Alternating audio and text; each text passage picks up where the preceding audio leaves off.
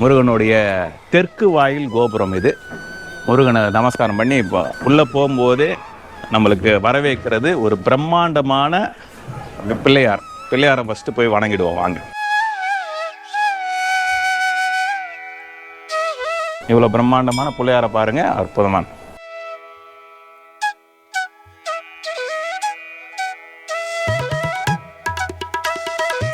வெற்றிவேல் முருகனுக்கு அரோகரா.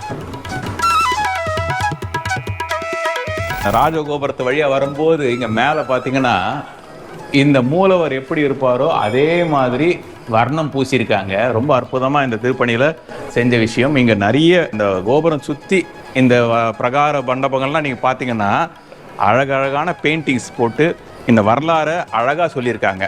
இந்த நீங்க பாத்தீங்கன்னாலே தெரியும் அந்த பகீரதன் வரலாறெல்லாம் இந்த பெயிண்டிங்கை இங்கே போட்டிருக்காங்க, நம்பரும் போட்டிருக்காங்க. ஸோ ஒன்றா நீங்கள் அந்த காட்சிகளை பார்த்துக்கிட்டு நீங்கள் வந்தீங்கன்னா தென்மேற்கு மூலையில் முக்கால கணபதின்னு 3 கணபதி இருக்காங்க. இந்த தென்மேற்கு மூலையில் அவர் போய் தரிசிப்போம் வாங்க.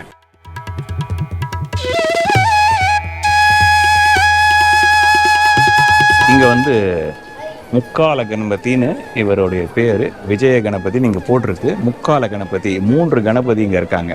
3 காலங்களில் நடக்கிற நம்மளுக்கு இடையூறுகள் இருந்தால் இவர் தீர்த்து வைக்கிறார். 3 காலம் இந்த டே டைமில் நமக்கு நடக்கிற 3 காலங்கள் சொல்கிறாங்க.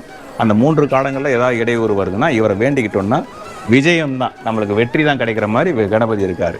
ஸோ இதை வேண்டிக்கிறோம். வணக்கம். முக்கால கணபதின்னு சொல்லுவாங்க இல்லையா, முக்கால கணபதி. ஆமாம்.